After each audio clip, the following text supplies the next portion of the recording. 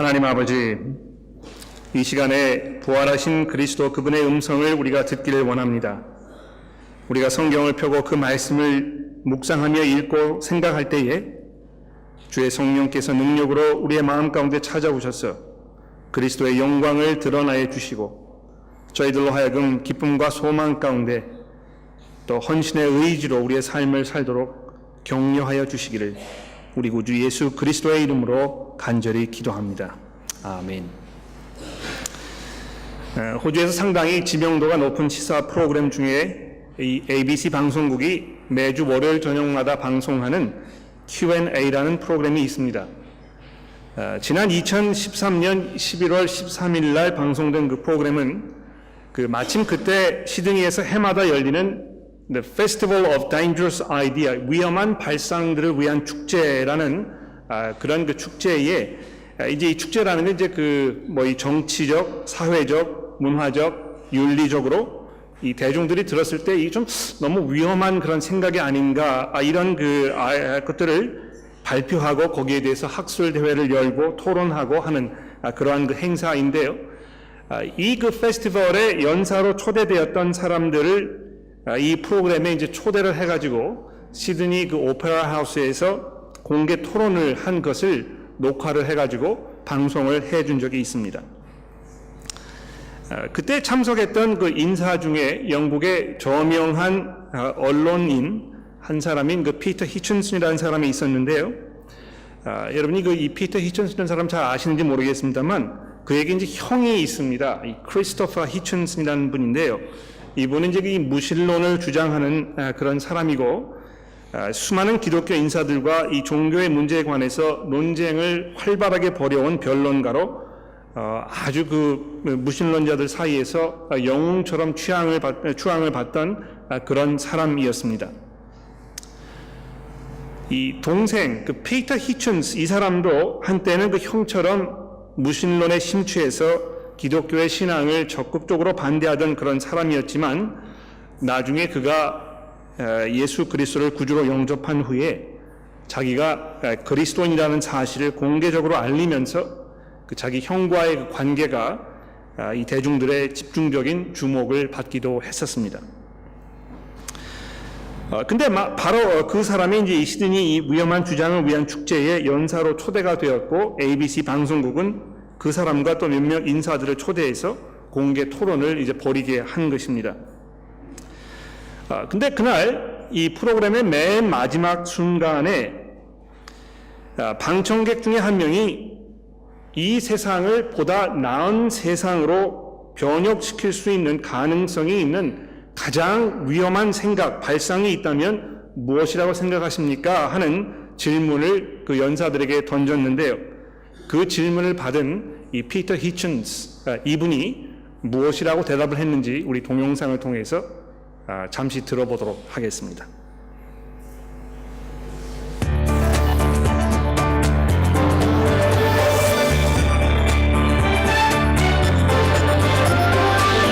Which so-called dangerous idea do you each think would have the greatest potential to change the world for the better if it were implemented? Peter. The most dangerous idea in human history and philosophy remains the belief that Jesus Christ was the Son of God and rose from the dead. And that is the most dangerous idea you will ever encounter. I agree with that. Just quickly, I think you can't really leave it there. Why dangerous? I can't really leave it there because it alters the whole of human behavior and all our responsibilities. It turns the universe from a meaningless chaos into a designed place in which there is justice and there is hope, and therefore we all have a duty to discover the nature of that justice and work towards that hope. It alters us all. If we reject it, it alters us all as well. It is incredibly dangerous. It's why so many people turn against it. 그가 이렇게 주장한 것입니다. 인류의 역사와 철학 사상에서 가장 위험한 발상은 예수 그리스도께서 하나님의 아들이시고 그가 죽은 자 가운데서 부활하셨다는 것입니다. 그것보다 더 위험한 발상은 없다고 생각을 합니다. 이렇게 대답을 마치자 진행자였던 터니 존스 씨가 왜 그것이 위험한 발상인지 설명해달라고 부탁을 하자 그가 이렇게 대답을 합니다. 그 주장은 예수 그리스도가 하나님의 아들이시고 죽은 자 가운데 부활했다는 그 주장은 우리 모든 인류의 행동과 우리가 짊어져야 할 책임을 변화시키기 때문입니다. 그 생각은 우주를 아무런 의미 없는 혼돈에서 정의와 희망이 있는 누군가에 의해 의도된 곳으로 변화시키는 것입니다. 그리고 우리들은 그 정의와 본질의 희망과 실체를 탐구하여 이해하지 않으면 안 되는 의무를 안게 된 것입니다. 그리스도께서 부활하셨다는 발상은 우리 모두를 변화시킵니다. 그것을 거부했을 때도 우리의 상황은 엄청난 여파를 미치게 마련입니다. 수많은 사람들이 그것을 외면하는 이유도 바로 거기에 있습니다. 얼마나 그 위험한 발상인지 모릅니다. 예수 그리스도께서 부활하셨다는 이 주장, 이 증거, 이것이 이 온 인류의 걸어가야 할 방향과 우리의 이 역사를 온통 뒤집어 놓는 사건이라고 이분이 아주 강력하게 주장하고 있는 것입니다. 오늘 아침에 우리가 읽는 이 본문 말씀은 바로 그러한 아이디어를 담고 있습니다. 예수 그리스도께서 죽은 자 가운데서 부활하셨다는 것은 그저 믿으면 믿고 싶으면 믿고 또 나와 상관이 없다고 생각되면 그냥 내버려 둘 수 있는 그러한 아이디어가 아니라는 것을 아주 강력하게 우리에게 말씀해주고 있습니다. 이 본문의 내용에 대해서 몇 가지 중요한 사실들을 한번 살펴보도록 그렇게 합시다. 여러분 성경을 가지고 계시니까 24장 1절 말씀부터 한번 살펴보도록 할까요? 본문 말씀은 아주 강력하게 우리에게 예수의 시체가 더 이상 무덤에 있지 않다고 우리에게 말씀해주고 있습니다. 무덤을 찾아갔던 여자들도 예수의 시체를 보지 못하였고 또 그 여자들의 증거를 듣고 무덤에 달려갔던 그의 예수님의 제자 베드로도 예수님의 시체를 보지 못하였습니다. 그리고 그 후에 그 누구도 예수의 시체를 찾지 못한 것입니다. 예수님의 제자들이 예수께서 부활하셨다고 증언하기 시작했을 때 로마 정부나 유대 지도자들이 예수의 시체를 꺼내다가 사람들 앞에 전시를 했으면 제자들의 이 증거가 헛소문이라는 것을 아주 손쉽게 증명할 수 있었을 텐데 그 누구도 그렇게 하지 못한 것입니다. 예수를 그리스도로 믿던 사람이든지 그렇지 않은 사람이든지 모두가 동의하는 사실 한 가지는 무엇입니까? 아리마대 요셉이라는 저명한 유대 지도자가 자신을 위해 마련해 두었던 그 무덤, 거기에 예수가 더 이상 계시지 않았다는 점입니다. 사라져버린 것입니다. 우리 모든 인류에게는요, 왜 어떻게 된 것인가, 도대체 그것이 어디로 간 것인가, 예수의 시체에게 무슨 일이 벌어진 것인가, 이것을 밝혀내야 할 책임이 있습니다. 왜 그런 것입니까? 그 주장으로 인해서 너무나 많은 것들이 지금 우리에게 요구되고 있기 때문에 그렇습니다. 이것이 사실이라면 우리는 더 이상 그냥 우리가 살아왔던 방식대로 살아갈 수가 없다는 것입니다. 제가 잘 아는 형제 중에 한 사람이 23살이 되던 때 자기 생일날 자기 어머니로부터, 아버지로부터 엄청난 소식을 전해 들었습니다. 얘야, 지난 23년 동안 우리가 너에게 이야기할 수 없었던 이 사실을 이제 오늘 내가 너에게 얘기해 주려고 한다. 사실 너는 우리의 자식이 아니고 입양된 아들이란다. 아빠와 엄마가 아기를 가질 수가 없어서 너무 오랫동안 고통스러워하다가 너를 입양한 것이란다. 여러분이 그런 소식을 들으셨으면 여러분의 삶이 어떻게 바뀌게 될 것일까요? 어떤 경우에는 전혀 개의치 않고 아무런 문제가 되지 않는 그런 경우도 분명히 있을 것입니다. 저는 제 생부모님이 어떤 분인지 알고 싶지 않습니다. 저는 지금까지 제가 부모님으로 알아왔던 두 분을 내 평생의 부모님으로 알고 저는 아직도 아버지 어머니를 사랑하고 아무런 문제가 되지 않습니다. 이렇게 이야기하는 사람도 있을 것이지만 많은 사람들이 그런 소식을 들었을 때 정말 이 삶이 온통 뒤죽박죽되는 그런 경험을 하게 된다는 것입니다. 정말 이것이 사실일까? 내가 정말 이 입양된 것일까? 이걸 찾아보고 증명하고 그걸 확인해 보려고 하지 않겠습니까? 예수 그리스도께서 부활하셨다고 주장하는 그것을 들었을 때에 여러분과 저는 그냥 앉아서 뭐 그럴 수도 있겠지 이렇게 넘겨버릴 수가 없다는 것입니다. 왜 그렇습니까? 부활하신 그분께서 여러분과 저에게 죽음 이후에 있는 그 다음 세계에 대해서 아주 분명하게 말씀하고 계시기 때문입니다. 나는 이 세상에서 그냥 육체적으로 살다가 죽어버리면 그게 그만이고 끝이야. 이렇게 여러분들이 생각하시면서 살아오셨을지 모릅니다. 나는 그냥 여기에서 먹고 싶은 거 먹고 하고 싶은 거 하고 내 삶의 방향과 목적을 내 마음대로 설정해서 그거 추구하면서 살다가 내 이 육체적인 생명이 다 하게 되면 나는 여기서 소멸되고 사라져 버릴 것이기 때문에 그것으로 끝이야. 그러므로 나는 그 이후에 무슨 세상에 있는지에 대해서 생각하고 염려할 필요가 없어. 이렇게 생각하시면서 살아오셨을지 모릅니다. 그러나 예수께서 부활하셨다면 그분께서 지금 이 세상 이후에 있을 그 사후 세계의 주인이시라면, 그리고 그분이 다시 부활하셔서 우리를 찾아오셔서 그 세계에 대해서 말씀하고 계신다면 여러분과 저는 그저 무관심하게 팔짱을 끼고 앉아서 코웃음을 칠 수 없다는 것입니다. 예수의 그 시체가 어디로 간 것인가에 대해서 설명할 수 있는 몇 가지 가능성이 있을 것입니다. 첫째로, 이른 아침에 무덤에 찾아간 여자들이 다른 엉뚱한 무덤을 예수의 묻힌 곳으로 착각을 했을 것이라는 설명입니다. 물론 그럴 수 있었을 것입니다. 시간적으로 새벽이었으니 날이 아직 그렇게 밝지 않아서 어둑어둑했을지 모르고 또 심리적으로 너무 슬프고 충격이 컸으므로 그런 실수를 저질렀을 가능성이 충분히 있다고 말할 수 있습니다.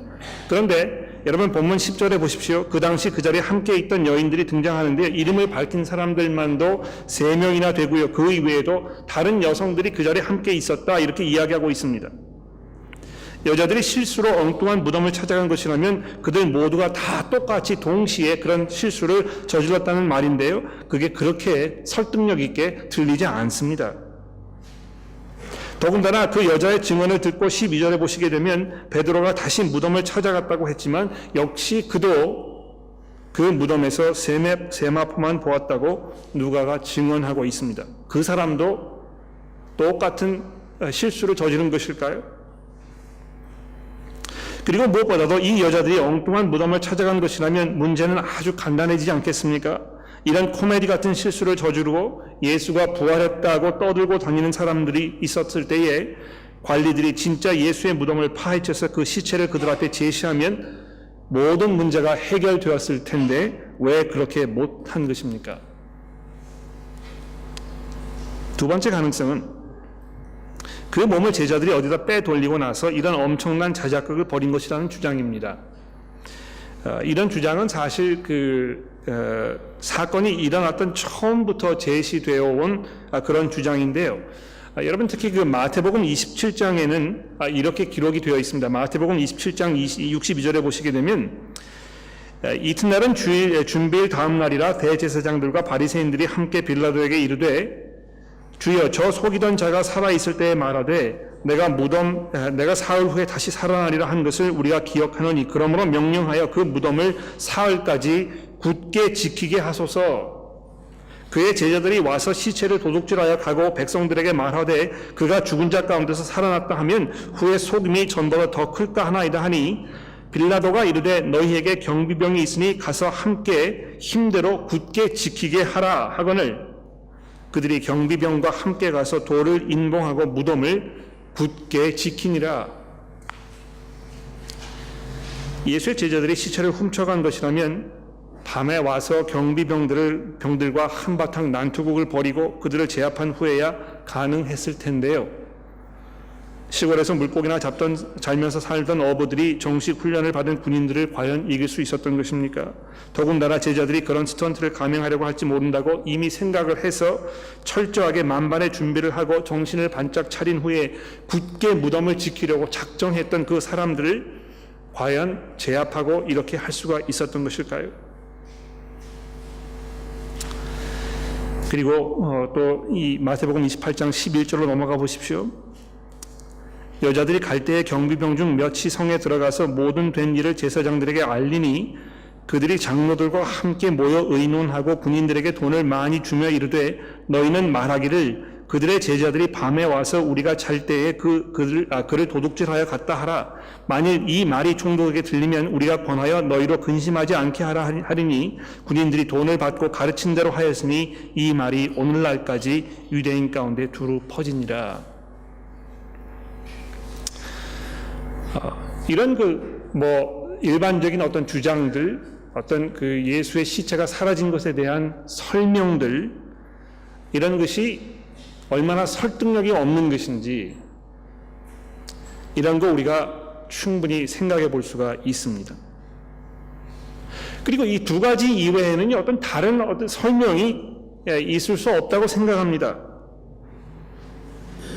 물론 여러 가지 다른 생각들이 있겠죠. 그러나 그거 잘 한번 생각해 보시게 되면 상황적으로 그것을 이해하고 설명할 수 있는 그런 타당성 있는 얘기가 아니라는 것입니다.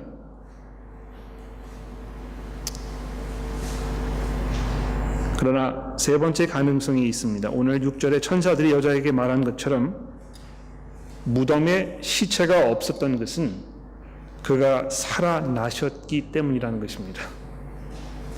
그가 여기 계시지 않는다 하는 것은 지금 벌어진 그 상황을 설명하는 것입니다. 여기 계시지 않는단 말이죠. 그런데 왜 계시지 않는 것입니까? 제자들이 훔쳐갔기 때문에, 무덤을 잘못 찾아왔기 때문에, 사람들이 지금 환상을 보고 있는 것이기 때문에 그런 것입니까? 아닙니다. 천사들이 이야기하지 않습니까? 그가 살아나셨느니라. 2000년 전에 한 새벽 유대 예루살렘의 외곽 아무도 찾아오지 않는 그 묘지에서 몇 명의 여성들에게 선포된 이 말씀, 그가 여기 계시지 않고 살아나셨느니라는 천사들의 증언이 바로 우리 그리스도인들의 신앙의 고백입니다. 나중에 사도 바울은 이 신앙의 고백을 가지고 뭐라고 얘기했습니까? 우리가 예수 그리스도가 살아났다고 지금 증언하면서 다니고 있는데 그분이 살아나지 않으셨다면 우리는 모두 거짓말장이이고 여러분들 예수를 부활했다고 믿는 모든 사람들은 헛것을 믿는 것이고 여러분의 믿음이 아무런 소용이 없는 것이고 지금 이 기독교의 모든 것들이 다 허구인 것이기 때문에 지금 이 자리에 앉아 있을 필요가 없다는 것입니다.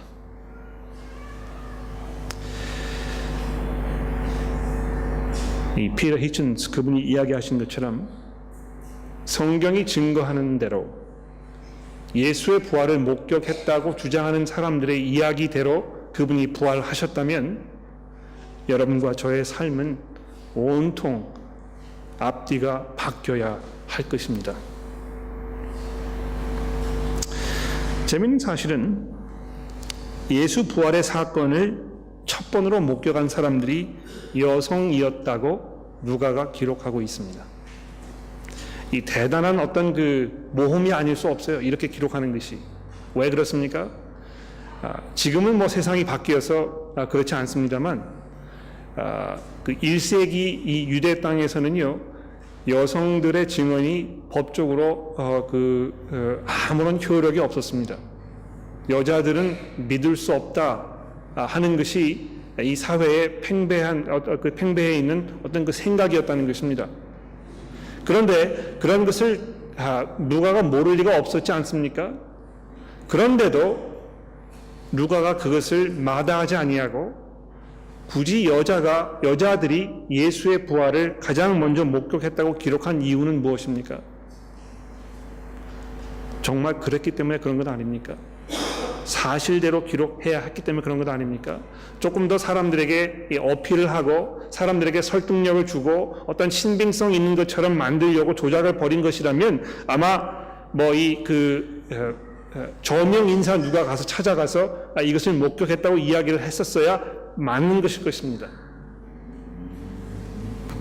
그러나 누가는 아주 분명하게 그 당시에 여자들이 예수의 그 빈 무덤을 가장 먼저 목격했다고 이야기하고 있습니다.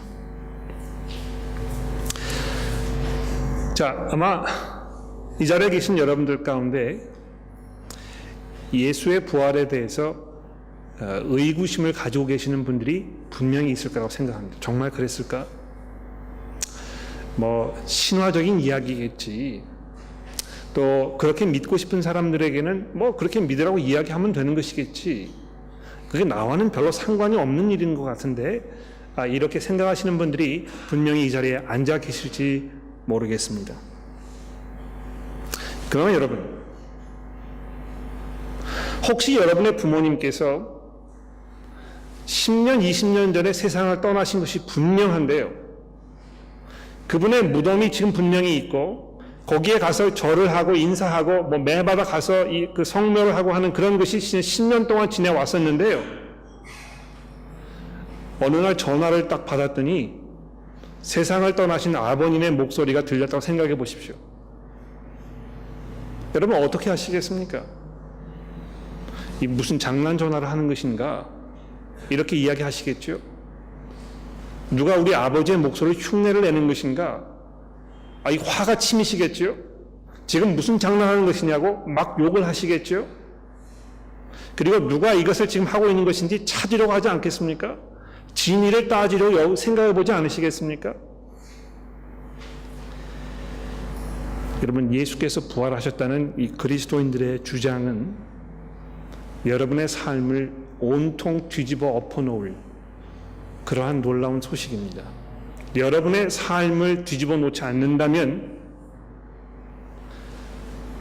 그 반대로 예수가 부활했다고 믿어온 이 수많은 인류의 그리스도인들의 삶을 온통 뒤집어 엎어놓을 것입니다.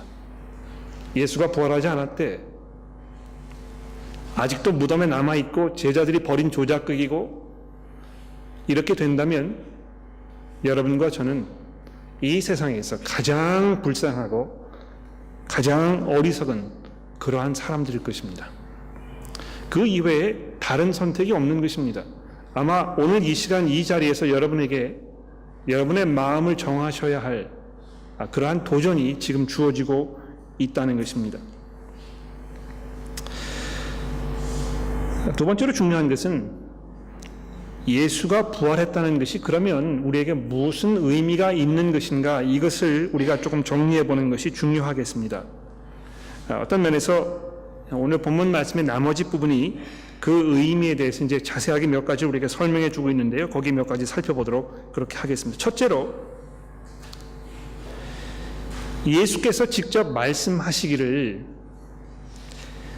성경의 모든 초점들이 지금 이 예수 그리스도의 고난과 부활 사건에 집중되어 있다는 것입니다. 여러분 오늘 본문 말씀을 볼까요? 25절에 보십시오. 이 엠마오로 내려가던 제자들을 만나가지고 예수께서 아직 자기를 알아보지 못하는 그 제자들에게 뭐라고 말씀하셨습니까? 미련하고 선지자들이 말한 모든 것을 마음에 더디 믿는 자들이여. 지금 예수의 부활에 대해서 믿지 못하는 것을 선지자들이 말한 것을 마음에 더디 믿는 것이라고 이렇게 예수님 지적하고 있습니다. 또 27절에 보십시오. 이에 모세와 모든 선지자들의 글로 시작하여 모든 성경에 쓴 바 자기에 관한 것을 자세하게 설명하셨다는 것입니다. 여러분 이게 얼마나 중요한 말씀인가 하면요, 우리가 성경을 읽을 때 어떤 방법으로 어떤 잣대를 가지고 어떤 기준으로 이 어떤 해석 방법으로 성경을 읽어야 하는 것인가에 대해서 예수님 아주 중요한 말씀을 지금 우리에게 하고 계시는 것입니다. 이 성경의 모든 것들, 이 선지자들과 이 모세와 율법에 기록된 모든 것들이 곧 나에 관한 것이라 이렇게 이야기하고 있다는 말씀이죠. 또 44절에 보십시오. 또 이르시되 내가 너희와 함께 있을 때에 너에게 말한 바 곧 모세의 율법과 선지자의 글과 시편의 나를 가리켜 기록된 모든 것이 이루어져야 하리라 한 말이 바로 이것이라 하시고 이에 그들의 마음을 열어 성경을 깨닫게 하셨다는 것입니다. 이 자리에 있었으면 얼마나 좋았을까요? 예수님께서 직접 설명하시는 그 성경을 거기에 앉아서 들을 수 있었으면 얼마나 놀라웠을까요? 예. 그래서 이 엠마오로 내려가던 제자들이 예수님께서 성경을 설명해 주시는 그것을 회상하면서 뭐라고 했습니까? 그때 우리가 그것을 들으면서 우리의 마음이 뜨거워지지 않았느냐? 정말 그랬을 거라고 생각합니다. 어떤 면에서 제가 아까 소개해드린 이 복음과 하나님의 나라라는 이 책은요, 바로 그것을 지금 우리에게 설명하는 것입니다. 예. 구약 성경의 모세 율법 5경, 이 창세기부터 이제 그 신명기까지 5경, 그다음에 이제 그 뒤에 오는 모든 책들을 선지서라고 이제 하는데요. 그 선지서 그리고 시편, 이 시편이라는 건 이제 그 선지서 이외에 여러 가지 다른 글들, 시편이라든지 잠언이라든지 이런 걸 통틀어서 이야기하는 것입니다. 이 구약 성경 전체가 어떻게 예수 그리스도 그분에 대해서 증언하고 있는 것인지, 또 우리가 성경을 읽을 때에 어떻게 이 원리를 적용해서 이 본문을 풀어나가야 하는 것인지, 그것이 우리 삶 속에 어떤 영향을 미치는 것인지, 이것을 잘 정리하고 살펴보는 그런 과정이기 때문에 여러분 주저하지 마시고요, 이 코스에 등록하십시오. 여러분 등록하지 않으시면 분명히 후회하실 것입니다. 등록하지 않으셔서 계속해서 우왕좌왕하시면서 성경을 읽으시면 어떻게 되는 것입니까? 이 소화가 안 되는 것이거든요.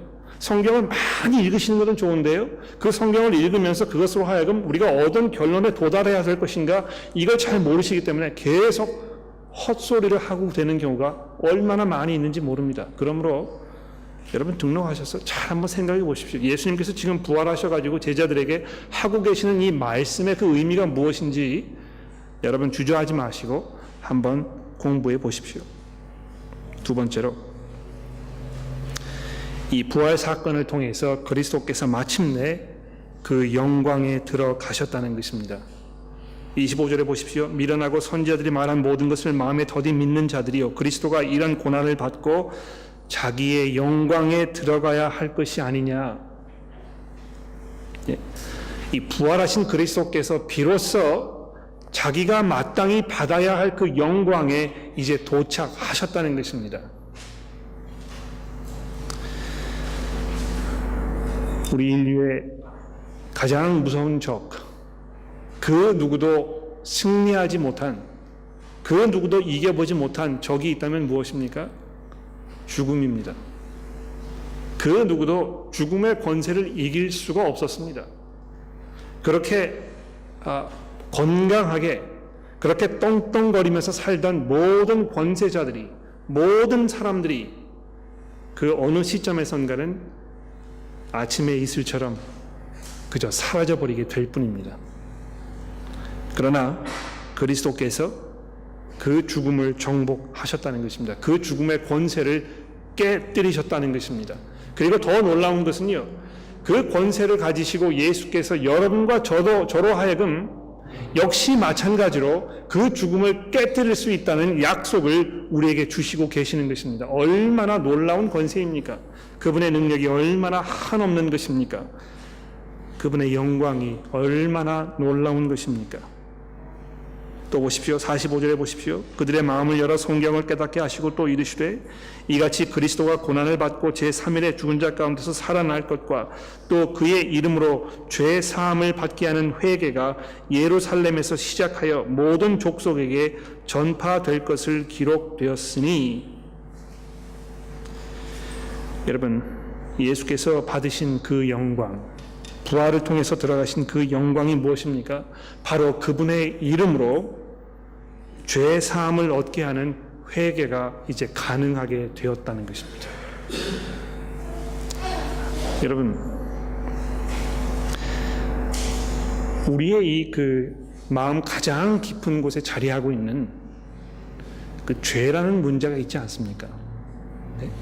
여러분께서 여러분의 삶을 돌아보시면 내가 지금까지 살아오면서 했던 모든 생각들과 내가 사람들을 대했던 모든 것들과 또 내가 부렸던 모든 욕심들과 나의 마음속에 있는 모든 음욕과 이런 모든 것들 다 통틀어서 하나님 앞에 내어놓았을 때 하나님께서 뭐라고 말씀하시겠습니까? 그 거룩하신 하나님께서 여러분과 저의 삶의 모습을 보시면서 어떤 판단을 내리시겠습니까? 더군다나 우리가 지금까지 하나님을 하나님처럼 대접해드리지 못하고 우리 멋대로 살아온 이 삶의 책임을 우리가 어떻게 감당할 것입니까?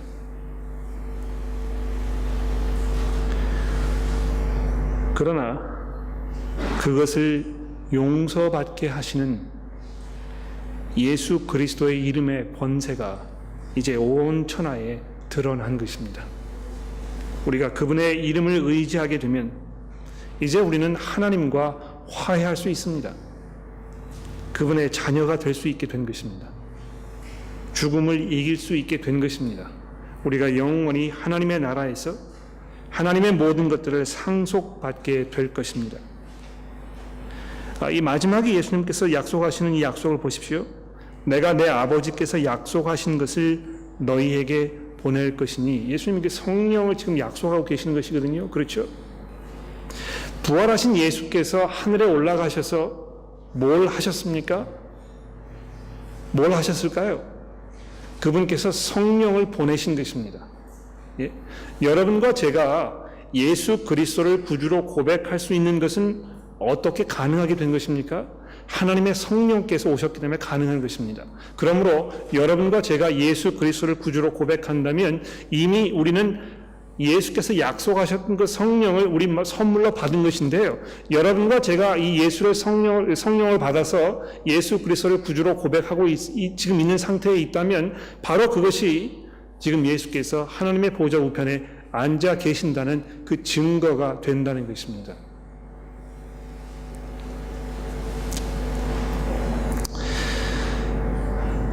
예수께서 그들을 데리고 베다니 앞에 나가서 손을 들어 그들에게 축복하시더니 축복하실 때에 그들을 떠나 하늘로 올려지시니 그들이 어떻게 했습니까?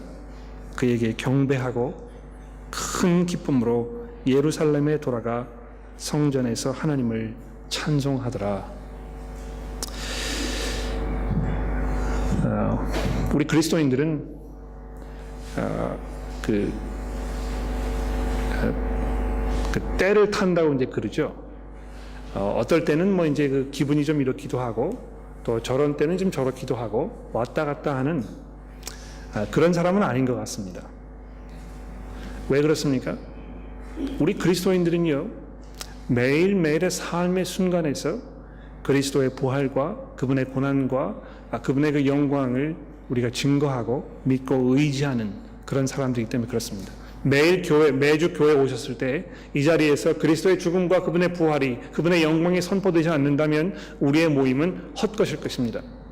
그러므로 어떤 면에서 오늘 아침에 이 부활절에 특별히 우리가 특별히 더 기뻐하고 또 감사해야 할 그러한 이유는 분명히 없습니다. 왜냐하면 우리가 항상 그렇게 해왔기 때문에, 마치 여러분이 여러분의 삶 속에서 부활의 기쁨 가운데 그분의 그 영광을 바라보면서 감격과 소망 가운데 매일매일 살아가고 계시지 않는다면 어딘가 잘못된 것입니다.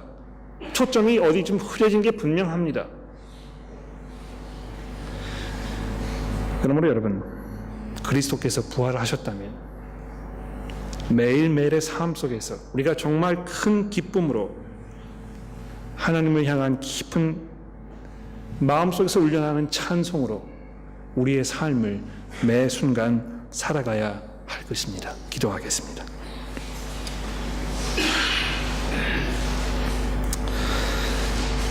하나님 아버지, 예수 그리스도께서 죽은 자 가운데 부활하셨으니 이제 저희들로 하여금 하나님의 영광 가운데에서 소망 중에 살게 하심을 하나님 감사합니다.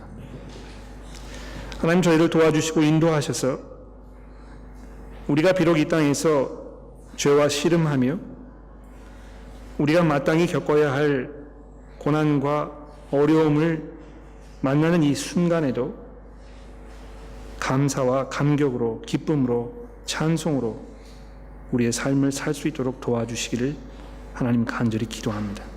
혹시 우리 가운데 아직 예수 그리스도의 부활 사건에 대해서 어떤 결정을 내려야 할지 주저하고 계시는 분들이 계시다면 주의 성령께서 하나님의 그 능력으로 그들의 마음 가운데 그리스도의 부활을 증거하여 주시기를 간절히 기도하며 우리 구주 예수 그리스도의 이름으로 간절히 기도합니다.